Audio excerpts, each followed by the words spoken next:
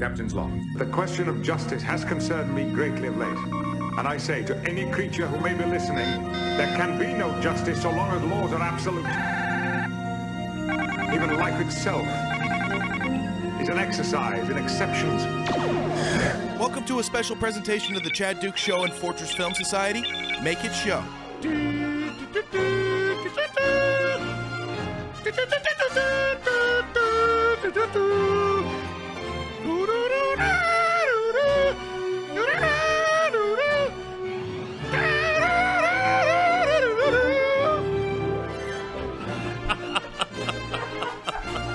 Get a big pop for the intro in the show. In the room here.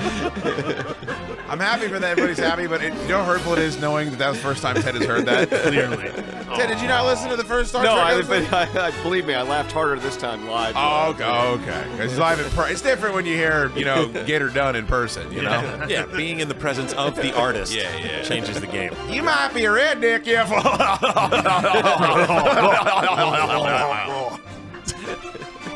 Here's your shot. I'm kidding, of course. Welcome, everybody, to Fortress Film Society presents Make It Show, the episode 2, Wrath of Khan, for Star Trek The Next Generation. Very, very excited. We are happy to be here. I am your host, Shood. There is America's Wigwam taking over his Forerunners apparel. You know what I mean? Like, that's the shirt. They got Drab T-shirt named Drab T-shirt. That exact same shirt. And he had Tor earmuffs. He had as many titties hanging through that thing as Tor does right now. And what I'm saying is... I had a good bench day today. What the fuck? I can't even see titties. I just knew you'd be upset. I'm just making that up. You gonna pump in? I gotta pump it, Nice. We were probably pumping at the same time. Me and you just pumping together. That's what I like. I'd like to go pump, just never in the same room, right? Never together. That'd be weird. Good to see you, Tor. Did you get the second episode worked in? I did. Part 2, Electric Boogaloo. Yes, watched them both. Excellent. Jimmy Jester on the ones and twos. Hey there, boy. There he is. Very, very excited. Loud Goat is here. Hello, Goat. Hello, it's good to be back on the bridge talking about some Star Trek TNG happiness. It is. It's very, very good. I look forward to this show more than any other show, certainly more than The Daily Show. Hottmann Ted. I just meant The Daily Show. I just feel like I don't like politically the direction it's taken. Understood. Hottmann Ted is in the building. Hello, Hottmann. Hey, Chad, how you doing today? I'm very excited that you're here. A lot of it. All right. Ted, how did you manage to shake free to get out here to host the show with us? It took a lot of work, Chad. I had to really grease the wheels quite a bit. How many dinners do you owe? Oh, my God. It's just countless right now. I don't know how I'm going to ever be able to pay it back. I'm in debt for the rest of my life. It's going to be like that episode Inner Light. That's how many dinners that he owes. It's like 80 years worth of dinners. Hottmann. Oh, and the King Dingaling, Handsome Matty Tube Steaks as well is in the building. Hello, Tuber. I haven't done a show with Hottmann since Rally the Horde 2008. Holy shit. Yeah. That is fucking crazy. I know, man. Oh, no wonder you're hitting the vodka. I've got about 8 ounces just of sort of- vodka and an empty stomach. He's Let's fucking strap it. over there staring at the table, just sort of blankly. I saw Dotson when I came in, and he was staring at Ted. I'm like, is everything all right, buddy? He's like, yeah. And he made a beeline for the liquor cabinet. He's not wrong. Which is a bummer. So thank you to everybody that is watching us live on Facebook. Of course, if you become a Facebook supporter, you can watch all the bonus shows live and then have access to them in the back catalog as well, which we invite you to do. Just go to facebook.com/Chad Dukes Show and click the subscriber hub, and we can make that happen for you. Okay. We already got a monster donation. Oh. All right, we need a Bud Busch Light. Wow. Need a Busch Light already right Right out off of the the fucking gate. jump. God, I'm sorry, Tor. I didn't know it was going to happen. Much appreciate the great Mark Borger. Absolutely tremendous. Well, he's got a reputation to maintain. Yeah. Also, he brought you a way to actually shotgun the beers in the future, so we should probably do that, but not tonight. We will be taking donations tonight. Thank you so much for keeping the electricity on here in the Fortress of Solid Dudes, presented by Monk's Barbecue. Mark Borger killing it with the first one. If you want to go to chaddukeshow.com and click the we'll drop that menu and donate, we would appreciate that. And Tor, somebody asked me the other day, they're like, how much money does it take to get Tor to shotgun a beer? And I was like, if you got to ask, big man. I was like, more than... Oh, it was Wesley the Barber. Yeah, millionaire Wesley the Barber. He's like, I donated like $10. You think that's enough? Nope. Sure fucking isn't. But all donations, we appreciate that. But Tor, when we get the extra special ones, then he will shotgun a beer for you. What was the count on the last Star Trek show? I feel like that was a looped up You did one. at least 4, man. Yeah. Boy, if we could hit 4 tonight. Oh. That was like that episode was under 2 hours too. I looked at my bank account. Oh, dear. And I swear to God, I thought moths were going to fly out of it. It was outrageous. Taxman cometh. All right, here we go. Here we go, Gigantor. Good way to start the show here. All right. God, freezing cold bush light. Oh, I like that. Yeah. Be extra difficult to chug. All right. And don't call him Big Smoke for nothing. Here it comes. Hey there, boy. Nice. By the way, who brought in the 30 rack of Bush Light that I saw in the back? I'm 43.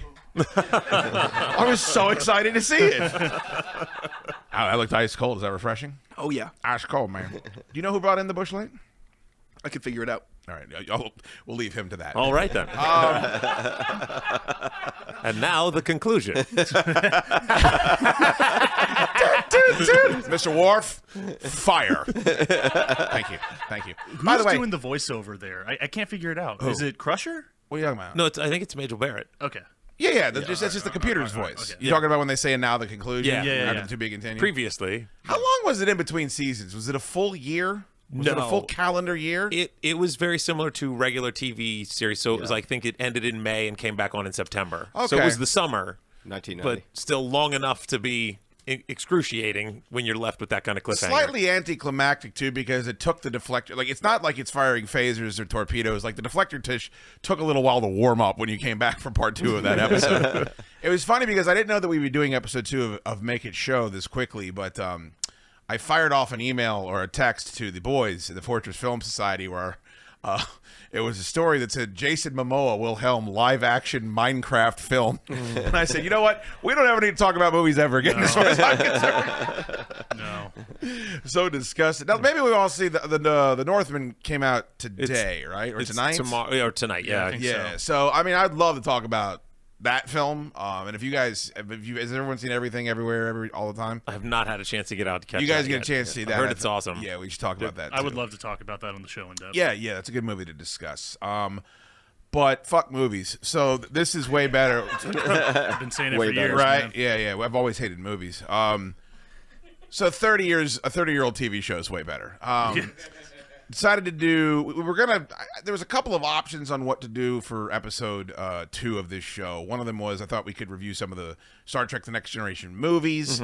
I had an idea, a guest playlist where we picked a fan that we all know, and then they could pick a couple of episodes for us to watch and review. Yeah, I still think these are good ideas, but I was trying to explain to Tor, like, Best of Both Worlds was not only such a huge thing when it happened, but it's one of those ones where I can't even tell you how many times I've watched both of those episodes, and they've re-released it at movie theaters, and it kind of, if you watch Picard or you watch the movies, like, you see how those 2 episodes resonated throughout the rest of the series. It seems like a no-brainer that we should spend a whole episode discussing them. Did we time this on purpose with its re-release on the 25th? I didn't even know it was. I got being an released. ad this morning when I pulled up like the IMDb page of Star Trek TNG.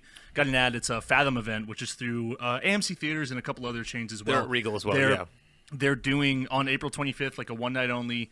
The Best of Both Worlds presented as like a theatrical movie. Oh, wow. And there's also afterwards there's like behind the scenes like featurettes and stuff, which they do a lot with Fathom events, and that's really cool. But I saw that and I was like, there's no fucking way that like we timed this that well. Right. But apparently so. just So I don't know if fell it's like an backwards into that one, anniversary, yeah. or I guess because it ended in May, right? The first episode did. Yeah.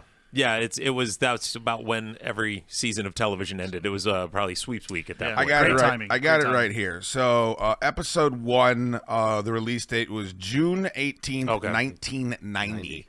And episode 2, September 24th, 1990. So, 3 months. 3 fucking months, Yeah. which is crazy when you think about what it's like waiting for a TV show. Oh, yeah. Now, both directed by Cliff Bowl. Cliff Bowl is who it was. And, of course, season 3, episode 26, and season 4, episode 1. I'm not sure where to start other than what we mentioned this in the first episode, but I really think we should spend a lot of time. The Borg, if you release the Borg with the technology that they have for Picard, it would be as big as Thanos. It's very difficult to like put it into context. Like whatever you think the biggest movies that are out right now, it seems to me that that's what it would have been.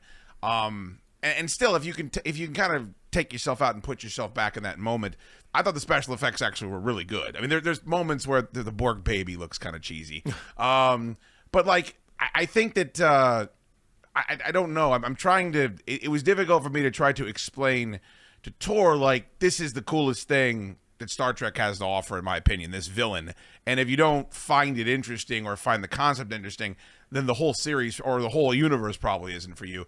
Is there any way to give context to the impact just the Borg have had on kind of enjoying these shows? It's really difficult to put it in if you don't just kind of innately feel it. Right. I did read a quote from the gentleman who wrote these 2 episodes. He said that one of the things, and I'm paraphrasing, he said that the juxtaposition of the Borg being completely characterless because they don't have an authority structure, they don't have any sort of rank and file, they're just all together, against a universe that's built out of all characters and a power structure, where you have a chain of command that's referenced on a regular basis throughout a lot of episodes. To have them be the biggest threat because they don't respect any of that, they don't care about any of that, they're just a completely different way of life in many respects. That's kind of the enormity of what they bring to the table, is just a challenge to the entire way of life for all the species we've encountered so far. And then they established that the Borg cube, just one Borg cube, could destroy the entire fleet of the Federation. Chill out, bud. There's no reason to stand up. Go ahead. You're saying, Ted? Yeah, so just one Borg cube being able to instantly almost destroy the entire fleet of the Federation, Wolf 359, was, I mean, when they established that, it is completely heartless and destructive, and you think to yourself, there's just no way they'll ever be able to defeat it. And even on a grander scale, you talk about just like cultural impact of the Borg. I think everyone knows like the saying, the phrase "resistance is futile." Like, I think I mentioned this on our last episode. I came into Star Trek way later in life. Like, I didn't start watching it till a couple years ago, actually. Okay. And I fell in love with TNG and the original run as well. But I think I've just known resistance is futile for my entire life, right? It's all over pop culture, and I think that's just a big deal on its own. That I think even like someone who doesn't watch Star Trek, they hear that, and then they realize when it's connected, they go, "Oh shit!" Like that's where that's from. I think that's one of the biggest like pop culture contributions that comes from the Borg and the show overall. And it was such that 6 years later, they came out with a movie that was based on these 2 episodes. Yeah, exactly. I mean, that doesn't happen very often. And the best movie by far. I would agree. It's in my opinion, it is the best Star Trek movie. I mean, Wrath of Khan is amazing. Yep. I think it's like a close second. Right, but Wrath of Khan is like this crazy, over-the-top, bombastic, like fucking cartoon villain. Here's why I think the Borg are so cool, is that for the same reason the Terminator, whenever there's no bargaining, there's no human emotion, it's a wave. It's like this thing that's just going to take you over. And even if it's an evil person, like, if as long as both of your moms are named Martha, you're going to live. And then, like, there's always the chance for redemption. Like, there's always a chance for, like, we'll talk this guy out of it, or I can buy him off. Yeah. There's no dealing with the Terminator. Like, it's just going to keep coming, and it's not going to stop. And then the Borg is that times, well, no, we're not killing one person. We're wiping out entire populations, and there's just nothing you're going to be able to do to stop us. Negotiation is irrelevant. And I think it's also remarkable because it was before the big zombie resurgence. But they have that zombie quality to them where you're like, well, you can kill a couple of them, but you're not going to kill all of them, and they're all operating together. Eventually, you're screwed. Yeah, they're fun to watch too. And also the idea of just, cybernetic organisms has always been very appealing, I think. Well, and like the comparison to zombies, the comparison to like the first Terminator movie, I think the reason it scratches the itch, at least for like us sitting at this table, is we all love horror movies. Right. And though the episodes with the Borg, especially these 2 episodes, are I think the closest that Star Trek gets to being a horror movie. There's one goofy ass episode way later in the show where Data's like possessed by a ghost or something like. I think it's called Masks. Oh yeah, I love that one. Masaka. It's so goofy. He's like, I actually love that episode. Fuck you, Dotson. There really is. I mean, I love it too. I love shitting on Masaka. I'm not gonna have it. What's the name of Picard when he puts the moon mask on? Oh Christ! I love that episode. Data scares the shit out of me in that one. But there's a lot of like horror movie elements to these episodes, especially when they're on the Borg ship, and then even like in like the music cues. I think one of the best parts, and maybe even my favorite moment, is it's the great moment where Picard is looking at the cube, on screen, and then he turns around and says, we have engaged the Borg. You get like this like choir going in the background instead of like normally, because Star Trek is just very like orchestral, and instead you have this like moment of like a choir as your music cue, and it really is. If you watch a lot of the show, you're like, oh, I've never heard that in this show before. I think it's really fucking cool. And when you combine that with the feeling of hopelessness, that there is no way they can defeat this thing, it's a lot like the Terminator in that way. The Terminator is just going to keep coming until it gets. I just said that. Yep. I literally just said that It's word very for much. word. You know what it's really like is the Terminator. What the fuck is going on? But as far as the tone, like Dottie with horror, that's one of the reasons I was drawn to that conspiracy episode as well, because That's it a was, great and you call. can see where it's kind of Same in that director, same by the vein. way. Yeah. You know what it reminds me of? The Terminator. Really? Couple of things. One is the zombie comparison's interesting, but when you are a zombie, you die. You're not trapped inside of your zombie body. And I think the part where Picard has that's got true. like the single tear. Yeah. And now if you watch this first episode of Picard and they're reclaiming Borg, it's like, oh man, you're in there the whole time and you know what's going on. And if you read some of the books and if you read some of the comics, it kind of like leans into that a little bit more. Okay. But watching the TV show, if we just take it at surface level, like they kind of let you know, there's people inside of there, and that's fucking horrifying. It's like a living prison. Well, it's interesting, and not like we had intention of doing it in this order, but talking about Borg and then coming back to Best of Both Worlds, like Best of Both Worlds really shapes Picard's, not an arc, but he has very impactful moments throughout the rest of the show whenever the Borg are involved, because he's like traumatized by that experience. Yeah. And that's why he is so against Hugh's presence on the ship at the beginning of Borg and in a bunch of other different episodes as well. And that's why it's so remarkable when he ultimately softens. Yeah. That because he's the one, Guinan obviously has her gripes, but he's the direct, recipient of this treatment from the Borg, and he has the most direct reason for wanting revenge for himself as opposed to his people. So it makes that turn much more impactful in Borg. Guinan also has that epic speech in this where she has to go to Riker and tell him, my relationship with Picard goes deeper than anything you know, and I will let him go. Maybe it's time to think about letting him go. What an Throwing away amazing that book. moment too, because that's when right beforehand Riker walks. At this point he's acting captain of the ship. He walks into the ready room and he looks at the empty chair and just goes, "What would you do?" Yeah. And it's I think like there's not a lot of like weak moments with Riker throughout the show, but that is like a huge moment for the series, I think. And this was juxtaposed next to all the discussion about him becoming the captain of the Melbourne. Yeah. They were talking about that, and so now he's really. It's his if he wants it. Well, and Get that's the fuck out of here. That's what's so interesting is like we spent the last 10 minutes talking about Picard in this episode, but I think really if it comes down to the wire, it's a Riker episode. The two episodes together it really focuses on his dilemma and having to be the active leader and making these crazy choices while saving Picard once he's been assimilated. Is it a Riker episode or is it a Shelby episode? Because it would seem to me that she is kind of the main character in all of this. And it's kind of an interesting take to give to introduce a character that never, as far as I know, unless she shows back up in Deep Space Nine, never shows back up. And give her that much of the platform, and that I've seen some feminists actually laud this, that she was given so much of the plot, but really, You really, read my blog post? yeah, it's Dottie. I read it. Dottie says she's ready to defend bro.com.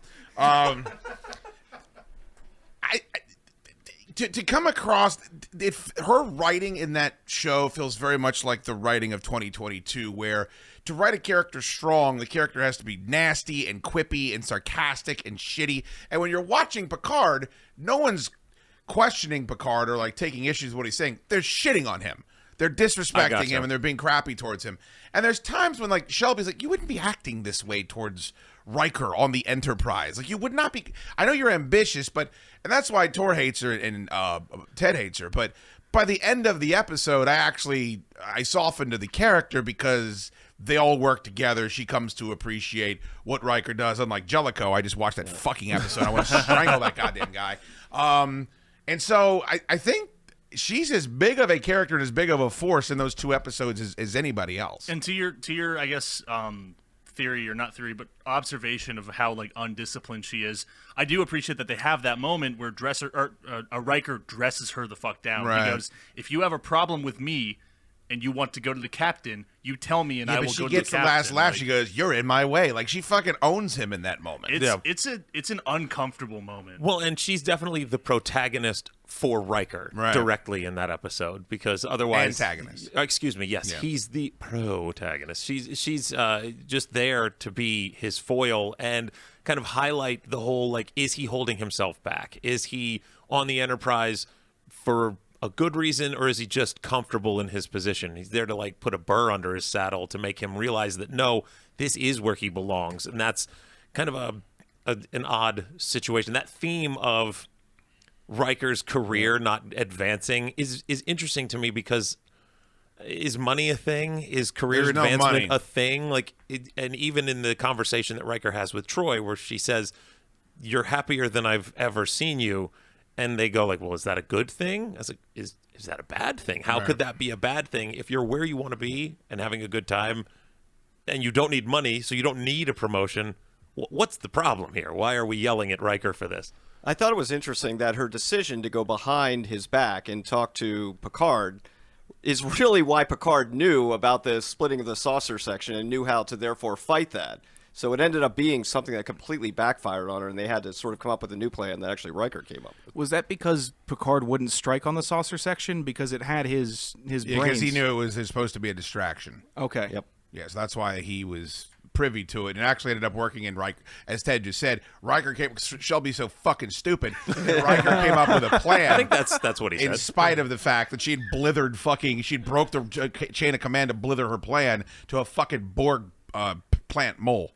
Locutus. The reveal of Locutus, I still think, is the coolest moment in the entire show, where he comes walking out and he's got that one singular, and he's not completely turned to Borg yet. They've just like started the process. And I love fantastic. It's great.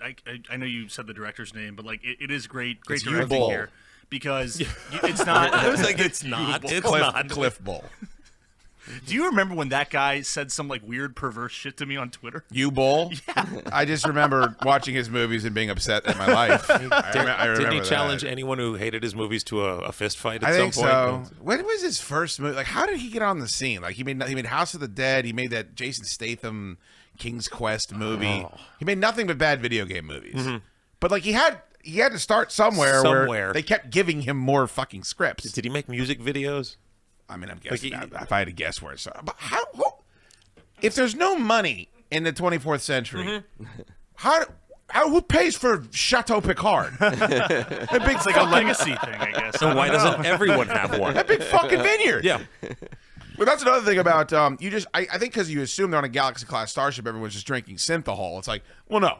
People are still smoking cigarettes and drinking booze because they're not on the Galaxy. I was trying to explain this to Hottmann. I was trying to explain to Tor about why being the first officer on a Galaxy class starship would be probably much better than being a captain of like a Constellation class or whatever it would be. To me, it's like being the tag team champion in the WWE as far as wrestling in a poker hall, on Saturday in Poughkeepsie. When you equated it to so like waiting as an assistant coach for the head coach to retire at a prestige franchise. If you're waiting for Belichick to retire, then it's like, well, why wouldn't I just hang out here and wait for the chain of command to move up? The reveal of Locutus is great because they trust the audience, and we talk about this all the time, like directors not trusting and disrespecting the audience, like it's ham-fisted, it's in your face, whatever, because it's not like this like silhouette, it's not like dark and then the lights come up, it's a long shot. You see him from a distance down the hall, and if you're watching it for the first time, you're like, is that like you can just, he's just distinctive enough that you can look and say, that looks like, and then it cuts in and you get the close-up of Picard, and it's like that moment of terror where you're really, it's like Data's point of view, where you're looking down the hallway from their from their distance, and I appreciate that because we don't get that in most television or movies now. And the fact that it happened at the very end of the season, you were asking yourself, what are they going to do with this? I mean, how do they get him out of it? I mean, he's obviously one of the main characters in the show, but are we going to have now years of him being a Borg and fighting? I mean, who knew? There's two things about it that are interesting. One is they don't realize the impact of him becoming Locutus until after they fire the deflector dish. At first, they don't put together that, oh my God, not only is he now a Borg, they have all of the experience of Jean-Luc Picard, and they don't realize until they're in the ready room after their experiment fails. The other part of it is, and Rhett brought this up in the chat, the Melbourne gets fragged at Wolf 359. Yeah. So I mean, Riker is proven correct multiple times in this episode because he would not have survived. And by the way, humanity, Earth would not have survived if Riker didn't stay with the Enterprise, because he ultimately is the one that comes up with the plan to rescue Picard and defend Earth.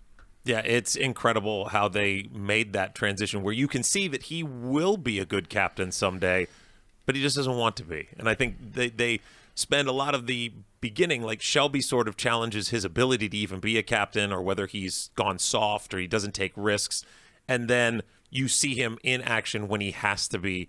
And I think that's kind of a redemption almost, in a very mini redemption for his character, that he does have what it takes to be a starship captain of the jewel of the fleet as well. And, so that's kind of great to see him step into that role. Real quick, boys, let's take care of some of the people that are being nice enough to keep the lights on. OK Terrific has donated. Thank you so much to OK Terrific. Cheers to you.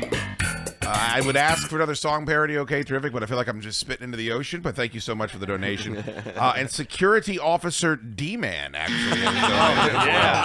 Thank you to the D-Man for contributing in a big way. We know that the D-Man is in the house, Tor, unfortunately. D-Man, do it again. Tor let me know that the other day. D-Man in the house! He said the D-Man is still in the house, and I was like, well, shit, we'll have to just come up with a contingency plan. Tor, you have never watched these two episodes. Did you like them more or less than the first three you watched? What was your initial reaction? I liked them a lot. Maybe I just haven't watched enough of the Borg being dominant, because I've watched 3 total episodes now where they find the resolution to the Borg. Right. And I Borg, the Borg is a human, and maybe he's thinking about being individual, and that's how they could collapse it. And in this one, Data's linking up with them, or in episode 2, he's linking up, and he could put them all to sleep. So I'm like, Well, Picard did that. or rather, Yeah. Picard, Sleep, Data. I'm really tired. He's exhausted. Fuck out of here. I'm also not sure how often it is to see this other spaceships like blown up, like with Right. that. So I don't know how I don't know if I can feel the impact. Yeah, of but they it. destroyed the entire fleet, the entire Federation fleet. Yeah, one I know. ship. Maybe it's the cube itself. Maybe I don't take the cube seriously enough. You know what? I don't know. I'm You know what? not I don't taking take the seriously Borg. you and the puffy ass hair you got right now. Why am I getting You know what attacked? pomade is? I Fucking Google pomade. I understand where Tor's coming from. He started with and you said this on the last episode. Iborg is very unique because it's sort of knocks them down a pet. It's like as far starting as, like, on a villain. Smart Hulk. It's like So- if you saw the Hulk, the first time you saw the Hulk was in Endgame. Yeah, I mean Yeah. that is honestly a great comparison. So Thank you. I get seeing that, and then coming back to this. When did they debut? Is it Deja Q in season 2? Yes. Dude, in the first episode, the reason why in the first season, Picard is being very arrogant. He's very arrogant in the first season. And he shows them there's shit out there you're not ready for, human. And he fucking sends them to the other side of the galaxy. And the Borg just has their way with them. And they can't do anything. And the only reason why they survive is Q sends them back because they beg them for help. So maybe if you saw that, it would give you some context. But I don't know. I feel like it was like a Hail Mary last-second fucking last-ditch effort that they stopped that one ship. And you got to remember, the Borg have thousands of ships. Like, if they sent all I their didn't know ships, that. yeah, it'd be a So wrap. that's, I think, something they maybe don't specifically mention in this episode, Right. or at least they don't reinforce that, because you go, oh, how many other cubes are out there? Is this the one, or is this just one of many? Because just this one going to Earth and obliterating the fleet by itself, if there are more of them out there, well then, Yeah. whoops. It's like things Also- look grim. Tor, earlier in the show, you find out that the Borg is responsible for wiping out entire races Guinan's of people, race. including Guinan's race. Yeah, and so she plays a huge part in that Deja Q episode because she's like, yeah, I'm the only one left of my kind. The Borg got the rest of us, and that I think definitely helps with the fear of them through the rest of the series. I just don't think that's fully sunken with me yet. They're true pimp hand in the galaxy where they're saying, all right, we're going to come. And then I don't know if it was answered or not, but going after 001 Earth. Right. What at this point, what's on, because they're going across a whole bunch of planets. The But Federation is yeah, there. here the we go. Federation It's is HQ. Okay. Yeah. Okay, gotcha. All right, that makes sense now. If they wipe that, they'd wipe out the Federation. Gotcha. And it takes them, I mean, half of the next episode or next season, they make references to rebuilding the fleet and all the shit they have to do. Which I appreciate. The fact that they strung that out as opposed to just being like, and next episode, yep, well, it was a long, hard road to rebuild the fleet, but everything's good now. When you think about Picard, the 2 episodes, the one where there are 4 lights where he's been tortured basically to death by that Cardassian, and then this one, it's very TV show that he'd be able to still be a captain, I think. I think it's almost like Sure. I think they'd relieve him for either one of those things You're happening. like, you've been through enough.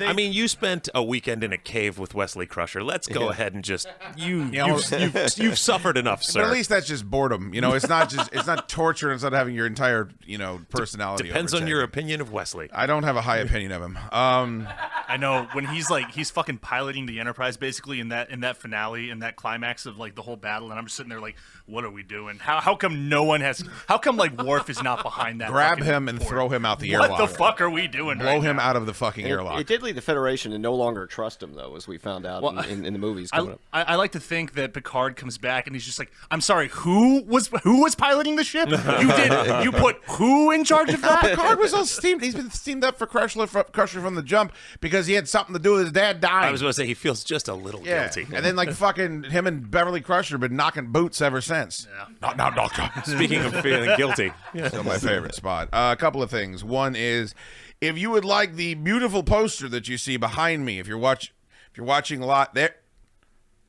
I can't. Right here. yeah.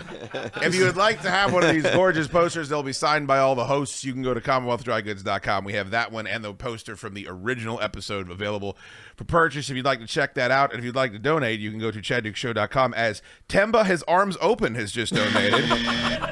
Get some nerdy donations, which I'm very happy about.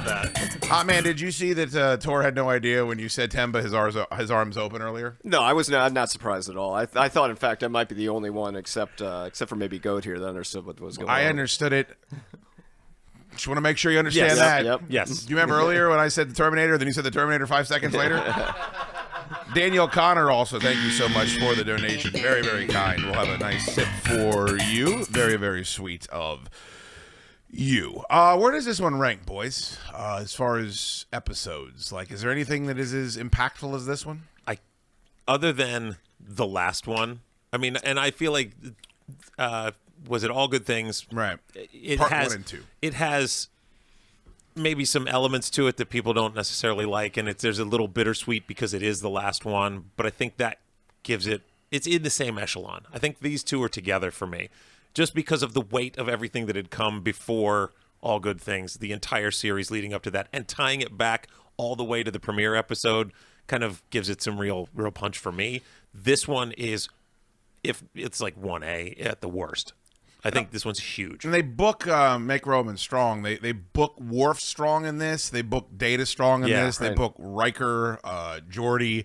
Everybody's kind of booked strong in this episode, whereas a lot of times they're taking their turn in the barrel. Like Riker's losing his mind and acting in the same play over and over again, or Geordi's fucking trying to make out with a holographic projection. Just trying to get a girlfriend.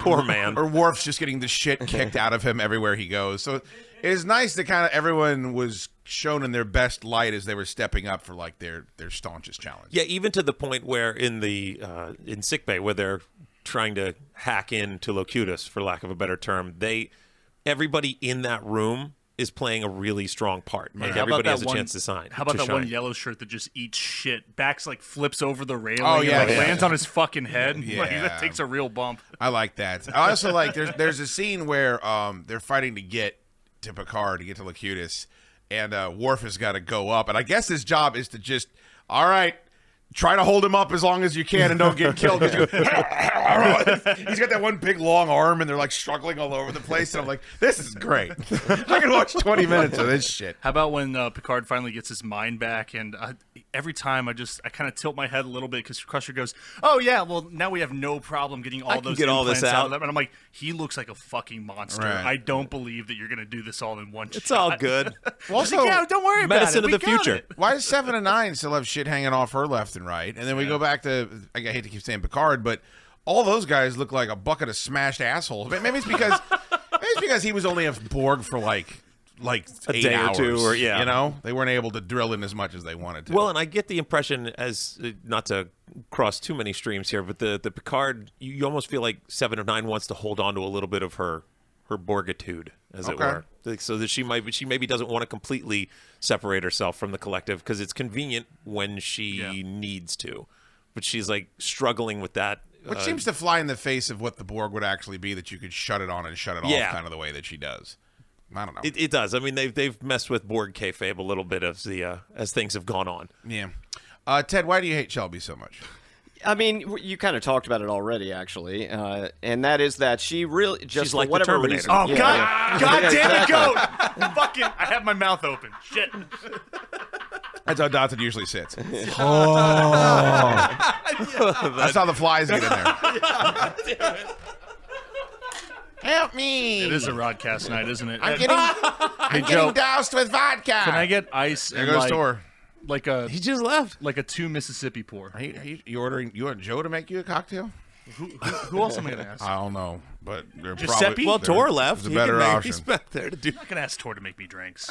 Tor's walking around, just taking a tour of the studio right now. I'm sorry, you were saying, Ted? Yeah, I mean, she just undermines Riker, and then to me, it becomes completely unrealistic that she just, after doing that, completely falls into line and acts like nothing ever happened and becomes, the perfect first officer. I just found that to be just not realistic, and so I've just hated her ever since. Okay, all but these do years. you feel any differently by the end of the second episode than you did at the when she's kind of acting, ostentatiously in the first episode? Oh, certainly. I mean, because you realize that her character has changed. I just think it was unrealistic that her character would change like that. I mean, it's suddenly, okay, we had this little talk, so everything's fine.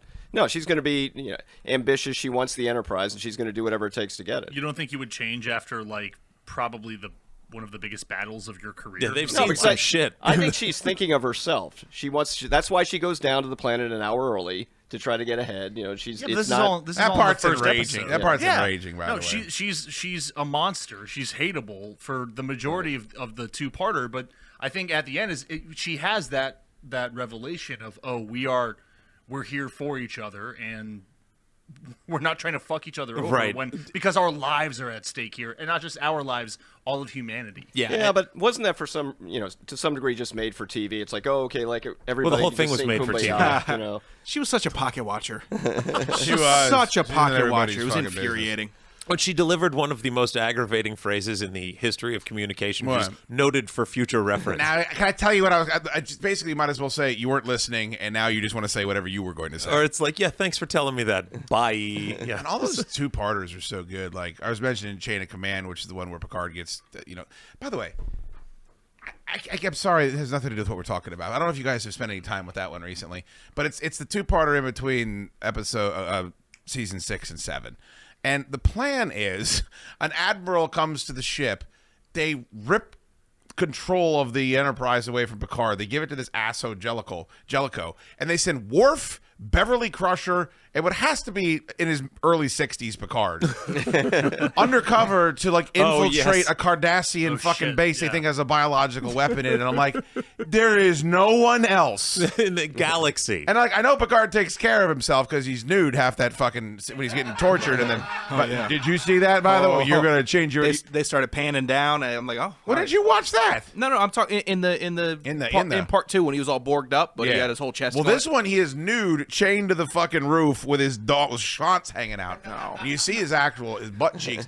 But he's in great shape, but he's still got the Borg implants in him. He's been through some fucking shit. They have him taking him off to go put on his black pajamas and run around in caves. I just I would never. Anytime an admiral showed up, I'd be like, no, sorry, you have no idea what you're doing. Every single time. And if you're not infiltrated by some sort of weird bug monster that's gonna make you eat fucking maggots, you're gonna tell me to go do something stupid. Get bent. I love the moment in First Contact. Fucking Christ. First Contact. The film.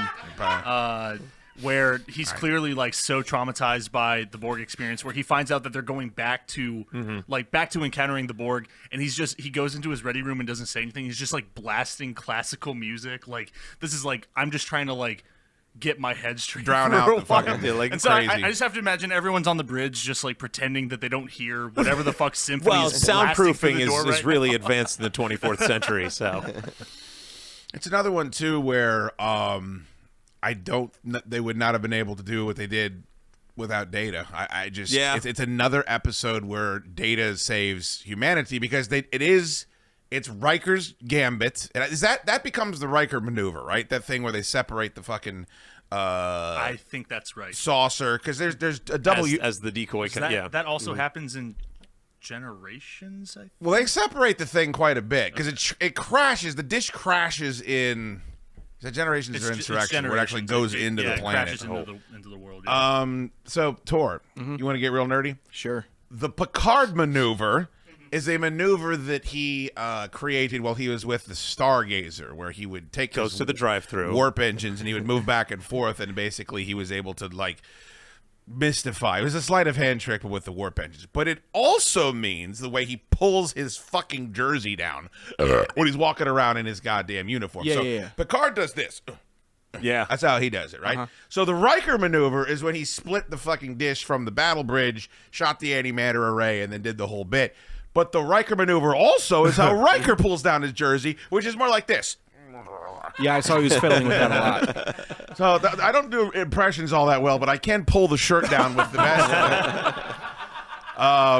So that's what you got to know now is that's if you're going to be in some of these heavy TNG circles like we are, because we're the two biggest fans in the room, me and Tor. Is this me getting jumped in? Well, Yeah. this is where I want to ask Tor, because I feel like we have watched so now technically 5 episodes if you count this as a individual.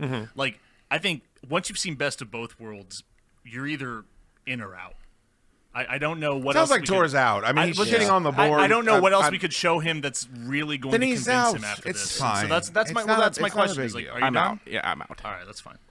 I enjoy watching the episodes, though. I enjoy the conversone about it. I think that's always a lot of fun. I don't think it's fully for me. That doesn't mean that Yeah. he's out on running the board, though, right? No one is going to ask you to work. You know how sad it is whenever you ask Dotson to do something, and there's always some limp dick excuse. I asked him to get in with a 10-page paper. He's like, "Oh, I can't make it to 10 pages, dog." I'm like, "What are you doing? What do you possibly have going on?" All right, I know. Trust me, I know. Giuseppe's willing to throw down 10 pages, and Dottie's not. This is not a world. This is not a world I want to live in. What if there was vodka at the end of it? Would you be willing to do it then? I don't know. I got vodka now. Vodka now. Ask me in 10 minutes. Yeah. Is this the best 2 episodes out of the series? Has to be, right? I mean, we talked about. I think it's the most impactful, but I don't know if it's my favorites. On the episode 1 of Make It Show, I think we mentioned it's normally included in like the best of Star Trek: The Next Generation. Yeah. Like or even like there was like a VHS release, and then this 2-parter was on there. It was like kind of like the highlight, and they're re-releasing it in theaters. I mean, that I don't know if they've ever done that with other.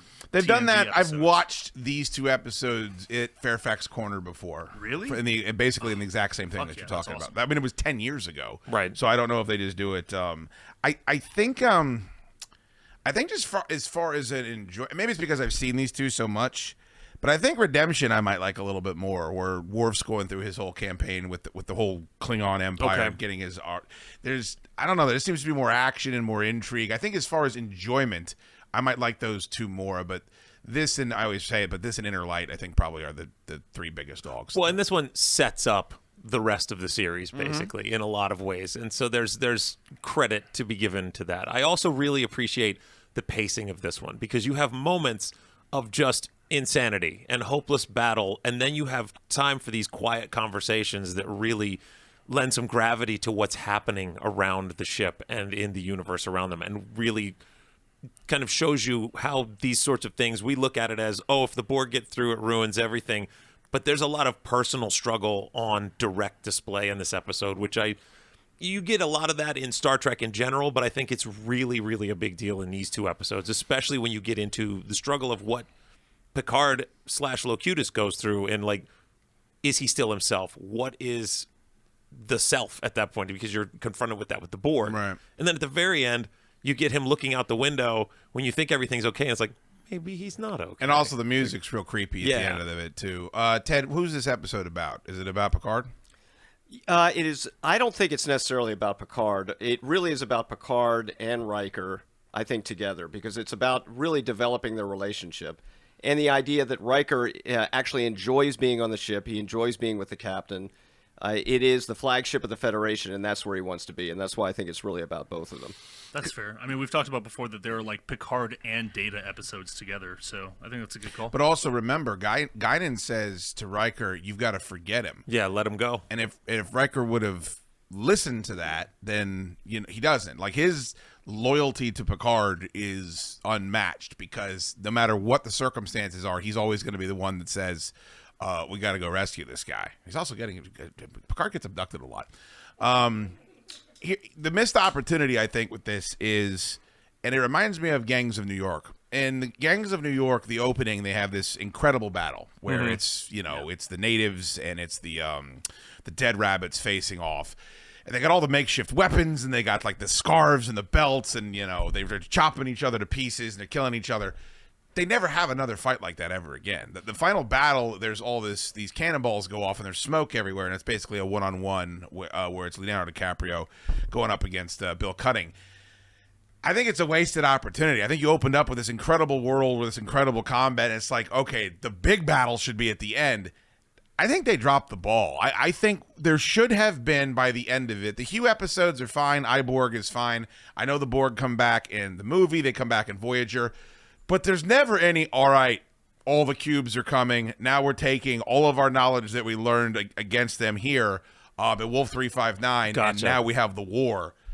I don't know how you don't go back to that well, especially when you look at the ratings for these episodes, like whenever the Borg are involved, and how often now they show up in books and in the written material, the video games and all that shit. Like, they're the number one go-to. They're like Darth Vader. I think they missed an opportunity not circling back and having them be the heavies again. Yeah, when you look at it, it is odd that they push pause on them for 45 minutes or whatever, and then it's like, all right, well, we're done. We're never going to attack Earth again. Right.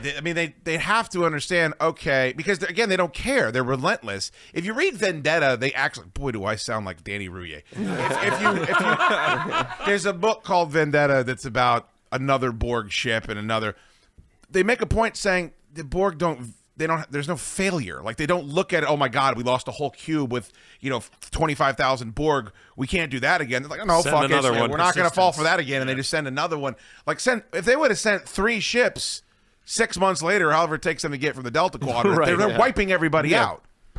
So I didn't mean to step on you, Ted. Yeah, well, I mean, and it's not just that there was no payoff. It's that they went out of their way for the rest of the series to establish that the Borg was not invincible. I mean, you got Iborg, that was, nothing really happened there.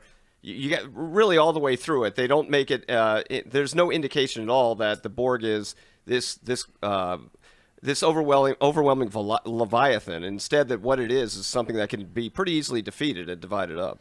I also think that even goes to the movie, because remember, when they send the Borg back into the past in First Contact, it's to assimilate the humans when they're not as formidable. Like, they're blowing the shit out of it. They're blowing up a Borg cube. Is Joe's uncle there? As they're being on his knees, as they're being they're sending the ball back in time. So yeah, they don't really explain to us.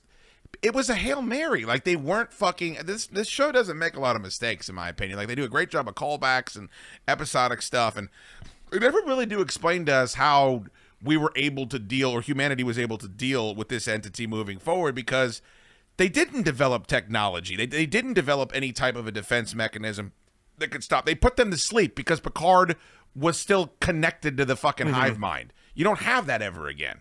Now, Picard, I remember in the movie at one point he's like, target this part of the cube right here, because he knows it's like regeneration or what have you. But yeah, that to me seems like a huge wasted opportunity. I can see that. I think the only thing that really stood out to me in this episode, or these 2 episodes, it always has kind of struck me, is how relatively smoothly the extraction mission went. Right. That they just sort of glided in on a shuttle, got out and went and got him, and then got back out. And all right, we're done here. Like, there was no real confrontation. There was no real issue with them just walking in, grabbing Locutus, and walking out. Why weren't there 700 Borg? Why is it every time they beam over to one of those ships, like there's 4 of the them. same 5 donkey dicks? I will say, what I love about they couldn't get more stuntmen to fall down well.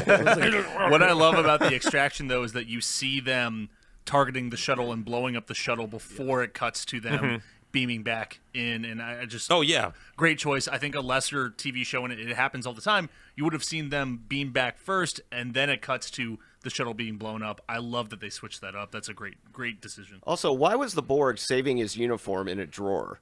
Is what I want to know. That's a good question, because they go back and they find his communicator, right? Yes, and they Tor, open the first time you right saw there. that, did you think he was just like running around naked? Yeah, it was odd. Okay. He was excited for it. But I don't know. I like these.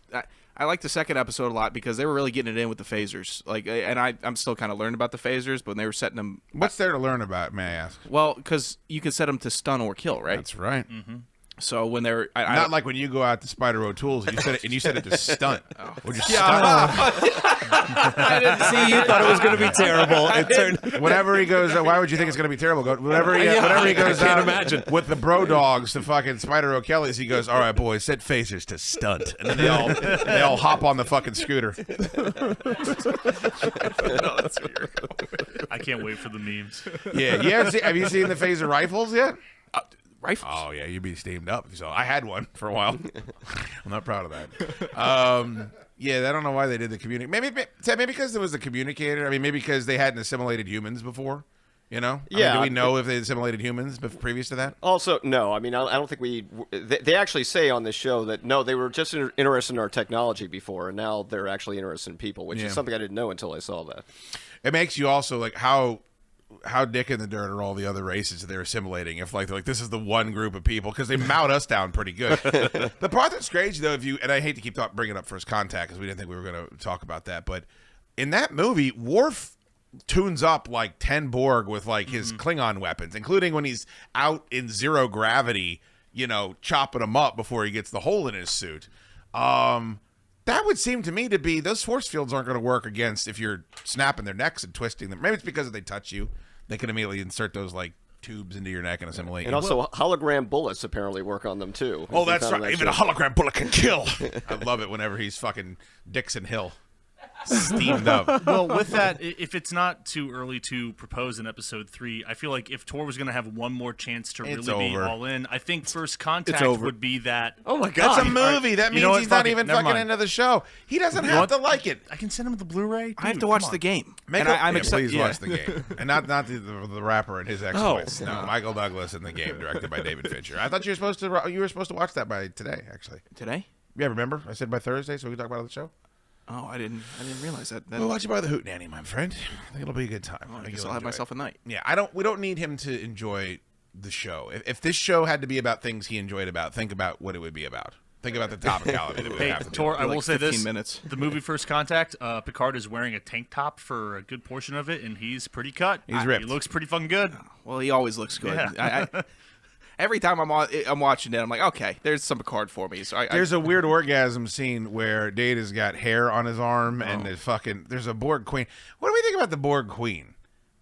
That's another part of it where I just feel like they can't stop. If it's very WWE-ish to me, where it's like, stop fucking with this. This works. Yeah. It's like the T-Rex in the Jurassic Park movies. Like, just fucking, it's a T-Rex. You can't get any better than this. Yeah, I feel like they made that decision because it was like, we're making a movie. We need something different, something new. Something that's we need an going apex. Exactly. Something that's going to raise eyebrows, and I think the Borg Queen did that. Also, it was an excuse for them to, go off on the visuals, and it is the visuals are really impressive. They're incredible, and they're lowering her with the spine into the body. It's considered like one of like a revolutionary shot. In she movies. fucks Data, right?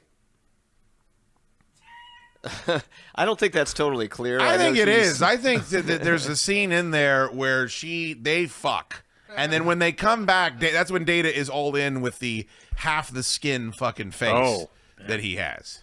Is that after, so she blows on his hair and that gets him really excited? Yes. Okay. You imagine being Geordi and knowing that Data's fucking more than you are? Like I don't think Geordi fucks Physical, once actual in the series. things. Yeah. Data fucks at least twice Data's in the series. his body count is ridiculous. Geordi doesn't get any? No, he just pines away from women. There are whole episodes about Geordi trying to get laid, and like it's a fucking bummer. Like I said, that's a big He's reason. sitting on the beach with an ensign, and she's like, "Oh, this is too much." That's fucking leaves. That's a big reason I chose Borg, because I think it's a good Geordi episode, and he's not trying to get laid and failing, and that's. He also turns into like that. a lizard creature and like hides in the fucking. That was the dark. worst This is episode. awful. I skip that one every single time. Nope.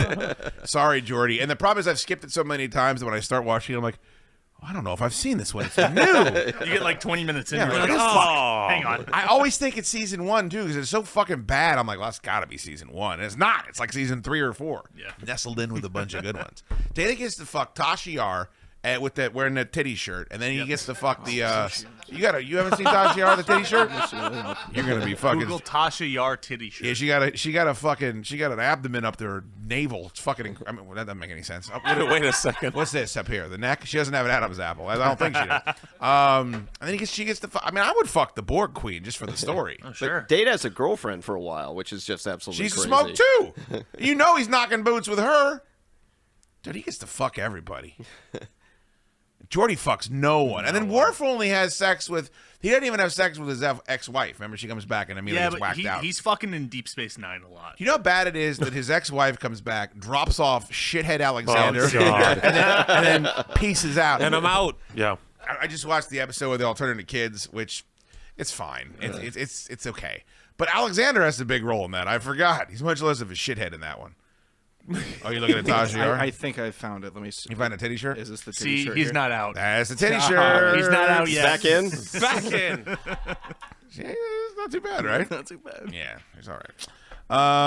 All right, well, I guess it only was an hour episode. What a fucking bummer. Ted, I really appreciate you being here. Ted tossed one fucking whiff, and he's just been shook. Just been shook from fucking stem to stern. Jesus Christ. Should we talk about the Terminator? Huh? Should we talk about the He's Terminator? all in. You can't. Don't mention it again. I'm sorry. He's been, Shut him down. Fucking mean, he's dude. been a stuttering, muttering prick ever since that happened. What happened, Ted? You're the biggest TNG fan I know. Yeah, I actually got a few points in there. I don't remember have them. to say that. You don't remember. What were they? There's stuff that I said earlier. Yeah, I just repeated everything you said.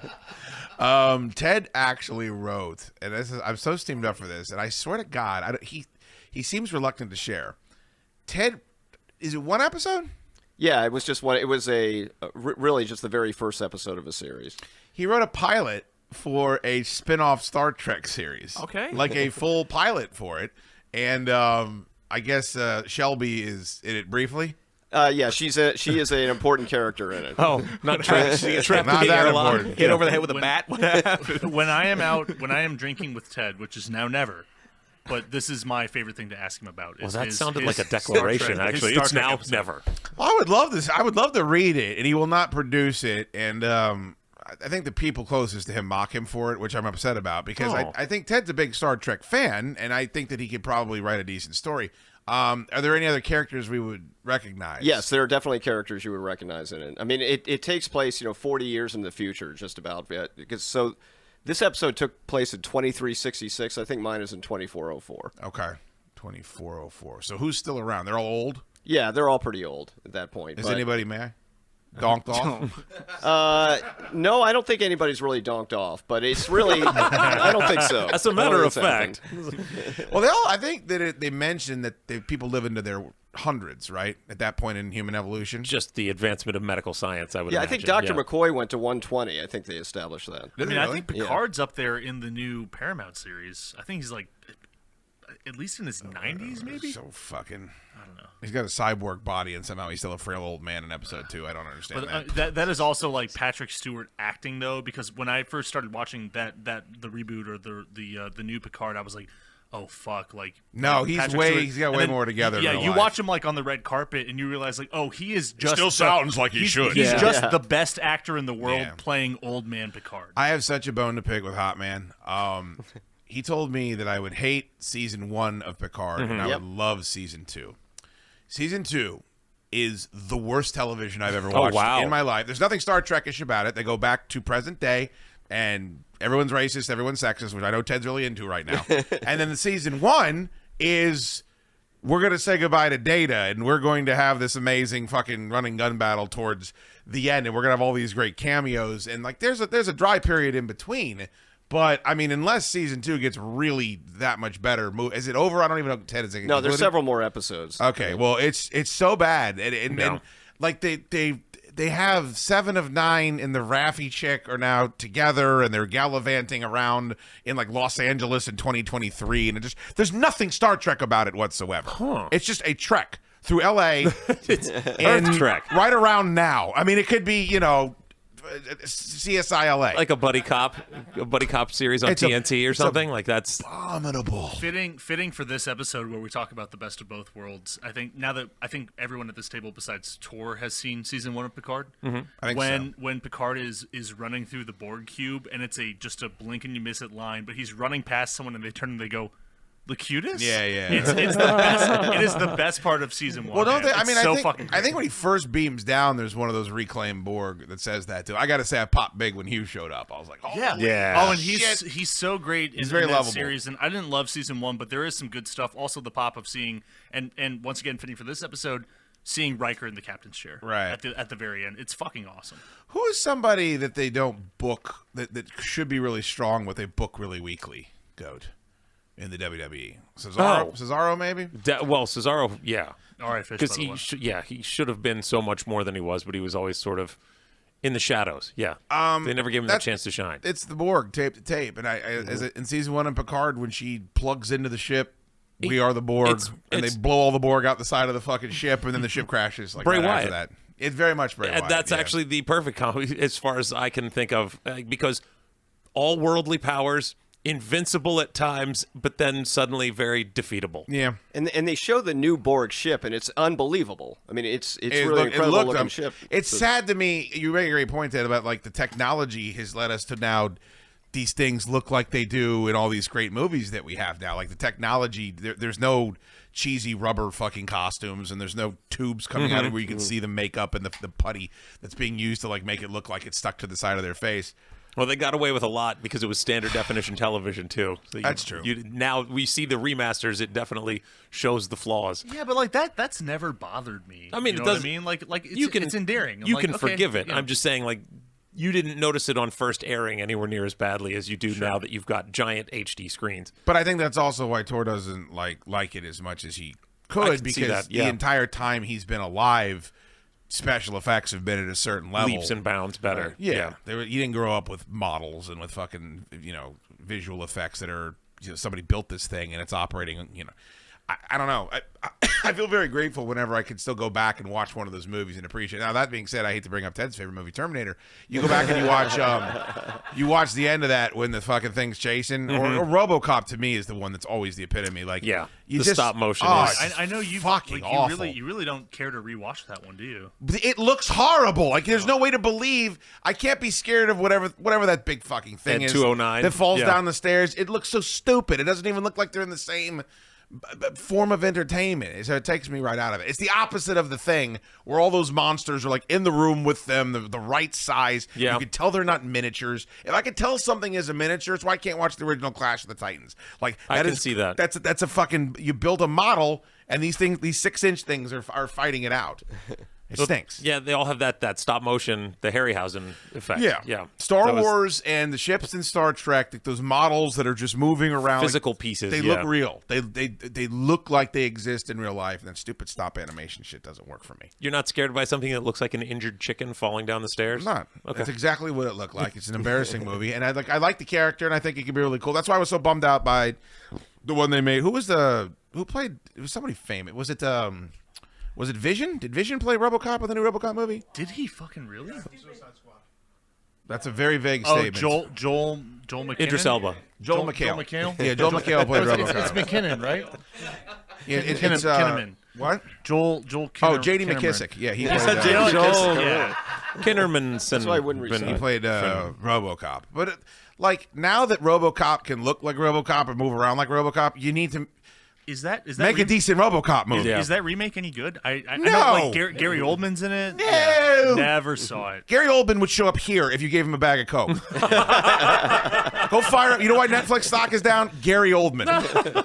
Any fucking movie I fire up, John Malkovich and Gary Oldman are ruining their fucking legacies, being in movies that they shouldn't be in.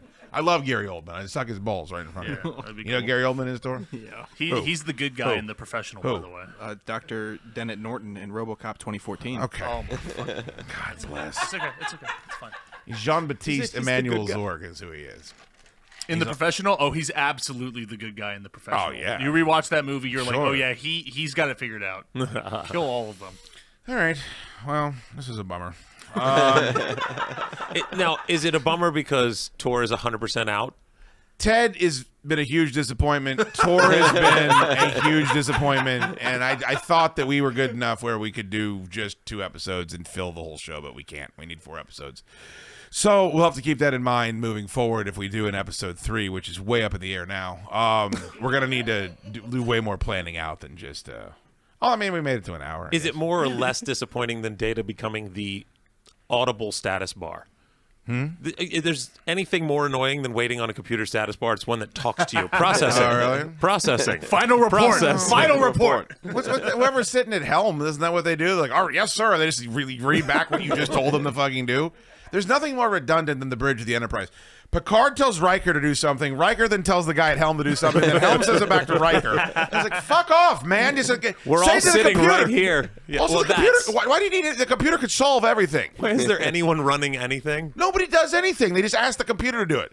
Computer, now build this chair over here, and this will show us where we've been abducted and dragged out while we're sleeping. By the way, go back and watch that episode and see how long Riker waits to make his move when he's being drug out of the Enterprise in the middle of the fucking night into another goddamn dimension. Oh, I'm sleepy, Jordy. Wake me up. How about you comb your hair?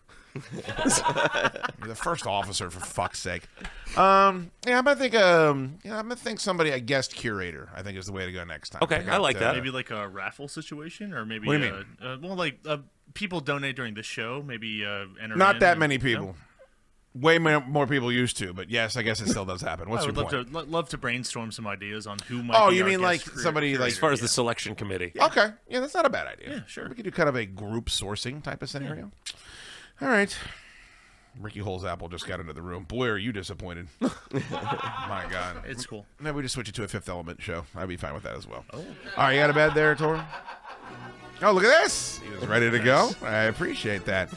All right, guys. Thank you so much for tuning in. Thank you to everybody that donated. Daniel Connor, Temba, his arms open. Security Officer D-Man, OK Terrific, and the MVP of the evening, Mark Borger. Greatly appreciate you.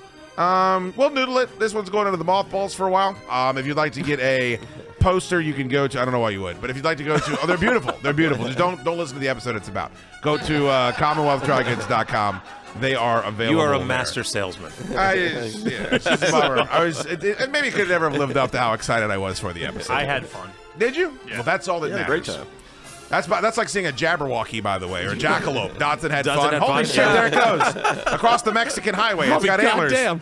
Oh my God, it's a chupacabra. Show history. Wait, Dotson's having fun. Holy shit. Do we have an outro for this? Did you guys work something up last time? Well, last time it was 4 to beam up, but now it's 5 to beam up. Oh. We have a reservation 4.5. at 10 forward. We lost 70% mass. Fuck.